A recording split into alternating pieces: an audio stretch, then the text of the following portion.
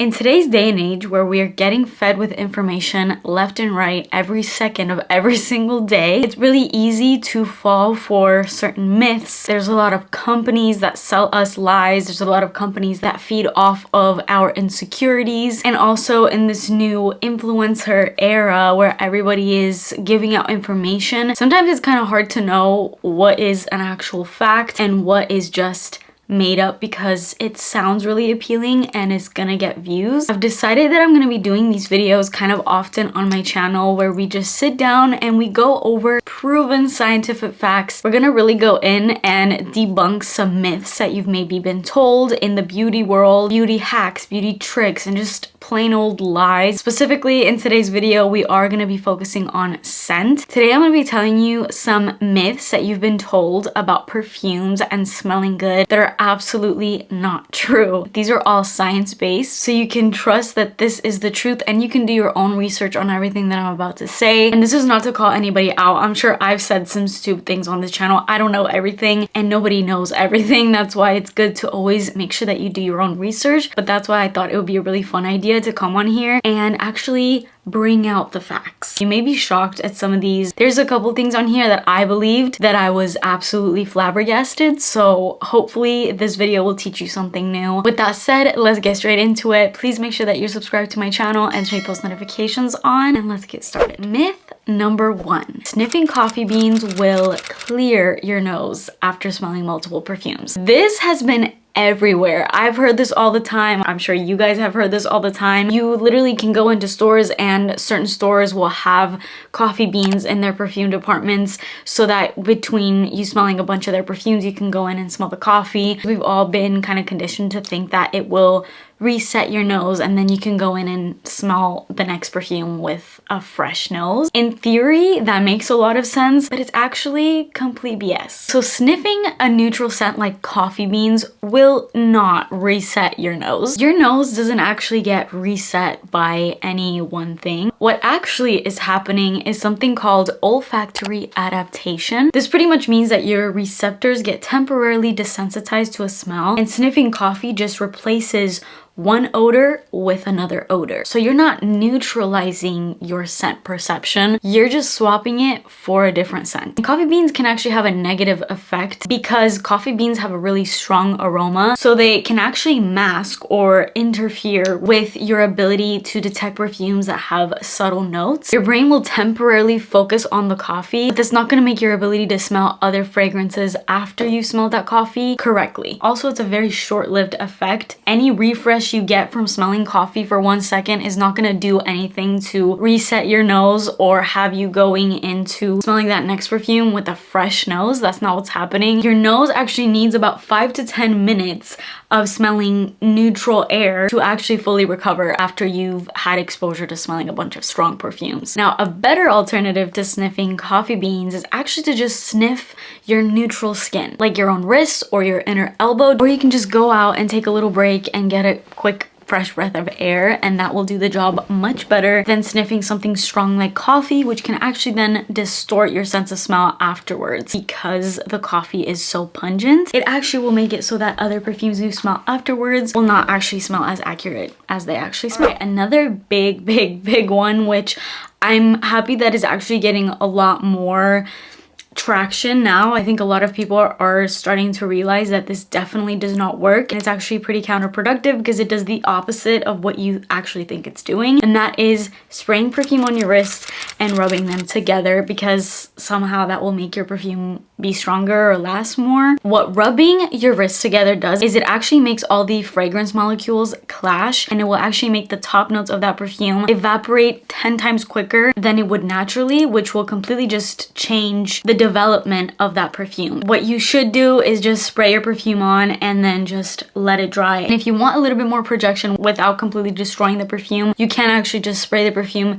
and gently dab it, but don't do this. Another myth when it comes to perfumes, and this is another thing that you'll see in any department store, any perfume store, is those little testing strips. Now, testing strips are nice in a sense that it kind of, you know, gives you an idea of what that perfume will smell like, but testing strips are not actually helpful with telling you how that perfume is actually going to smell on you, because there's this thing that we all have called skin chemistry, and each one of us has a different unique skin chemistry, which makes it so that every perfume you put on your skin will just work differently on you than literally anybody else. That's why you hear people all the time saying, oh, I got recommended this perfume because I even maybe smelled it on that person and it smelled great, but then I got it and I just didn't like how it smelled. That is because of skin chemistry. Just because a perfume smells good on a tester does not mean that it will smell good on you. Our pH, the oils on our skin, our hormones during what part of the month that we're on, any medications that you take, all of that stuff can alter the notes and even longevity in perfumes. So one perfume can smell dramatically different between two people. So if you're interested in any perfume and you go into a department store and you really want to get a feel for that perfume, don't spray it on a tester and think that you know what it smells like. Spray it on your skin and maybe leave the store, sit on it for a little bit. Let that perfume sit on your skin for at least 30 to 60 minutes because you get the full effect of the dry down. And even better, obviously, if you can just sit on it, leave the store after you sprayed the perfume on your skin, just kind of keep an eye on it throughout the day and see how it wears and longevity and all that before you make the actual commitment to buy it. But bottom line, don't smell the testers, smell it on your skin. I always say this in my videos because obviously we all know we go into stores, you see tester strips and you just start spraying it. And tester strips are nice when you're just smelling a million perfumes because you don't want to just go and spray them all over you. But if you're actually thinking about buying a perfume, definitely do the skin test, not the tester test. Here's kind of a weird one that I've recently been seeing on TikTok, and that is putting your perfumes into the freezer or freezing them, thinking that that will make them stronger or last longer or any of that. My friend told me that if you put your perfumes in the freezer and then take them out and defrost them, that something happens to the alcohol content and it becomes way stronger. Freezing can actually do the total opposite of what you think it might do, and that is that it can completely alter the chemical structure of the perfume and even ruin certain notes, especially more delicate, sensitive notes that are in that perfume. So in turn, you're just kind of destroying your perfume.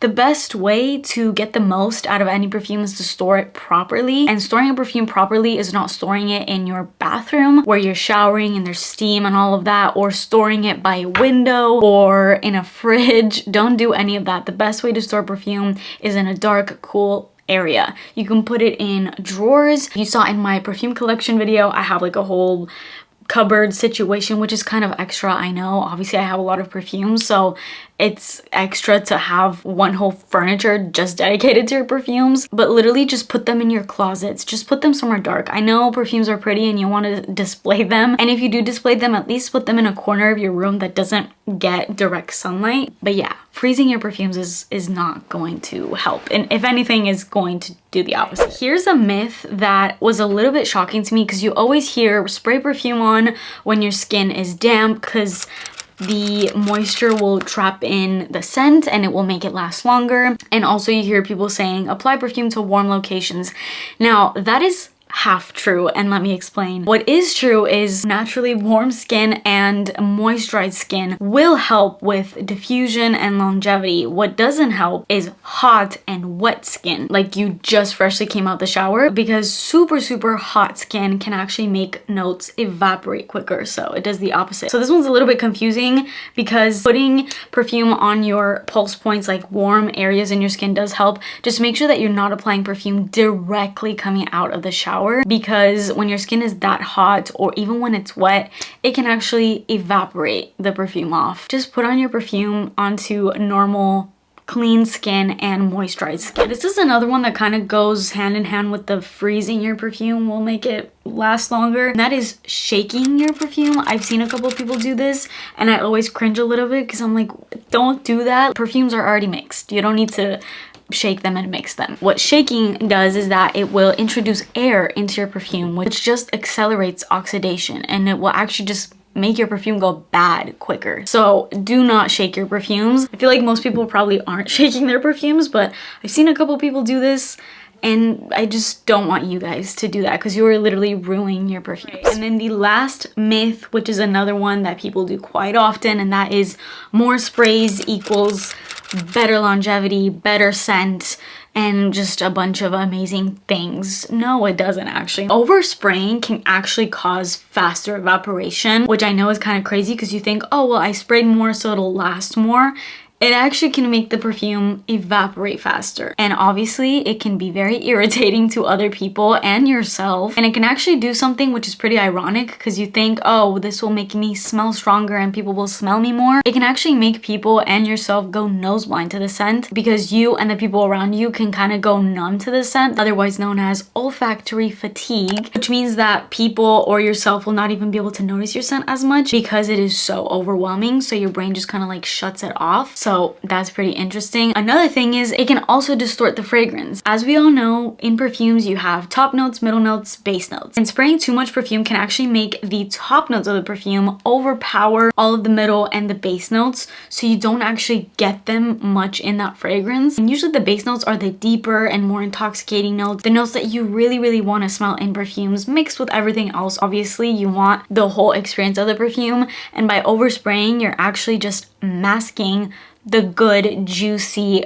deliciousness of the perfume. And even more reasons to not overspray your perfumes is fragrance molecules interact with obviously your skin, but also the air. And too much perfume can cause something called molecular overload, which can make your perfume actually smell off or just smell a lot more harsh. And some perfumes actually even turn sour or even metallic if they're oversprayed. Also, your skin can only absorb so much fragrance, and overspraying can just cause a bunch of fragrance to just sit on top of your skin, which can make it evaporate quicker and fade a lot more unevenly than it would naturally. So again, you're just distorting the fragrance. Just don't overspray. There's no reason to. It's not doing what you think it's doing. And the most obvious of all is it's literally so irritating. Like, I'm sure we've all walked in a room where someone is just literally drowned in their perfume, and it has the opposite effect of what you think it does, because instead of you coming off as like, oh, you smell really good, you come off as just like too much. Like, why are you doing all this? It's irritating. There's people that have sensitivities to perfumes. It can trigger allergies in people. Just a normal, well-placed amount of fragrance is a lot more pleasant and even memorable. Now, overspraying also has a lot to do with the perfume itself, because some perfumes are stronger than others. If I have a perfume, say like Delina by Parfums de Marly,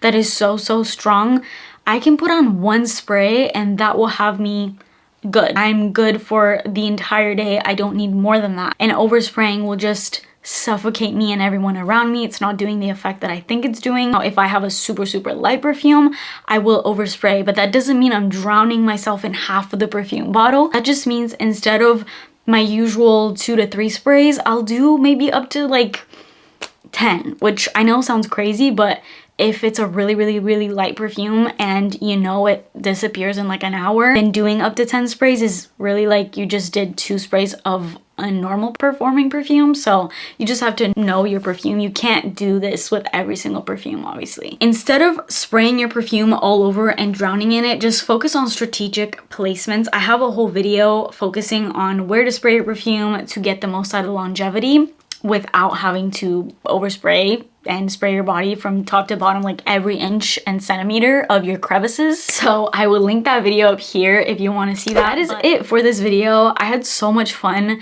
kind of curating all of these facts and debunking these myths, and I actually plan on doing a lot more of these videos, not just with myths, but also I have a ton of actual tips that are scientific based for how to get your perfumes to last as long as possible. Also have another video coming up diving into perfume psychology, because that is really interesting to me. You can actually literally manipulate people with your scent. I've done a lot of research on these and I really want to pump out a lot of these videos. I feel like they're just a lot more fun than just coming on here and showing perfumes, which is also fun because we all want to talk about perfumes, but I thought I would kind of get a little bit more scientific. So let me know how you like this video and if you want more of these, because I definitely am planning on having more of these videos. So I would love to hear your feedback on this one as kind of like the startup of this new series. That is it for me today. Please subscribe to my channel if you haven't already and turn your post notifications on, and I will see you in my next video. Bye.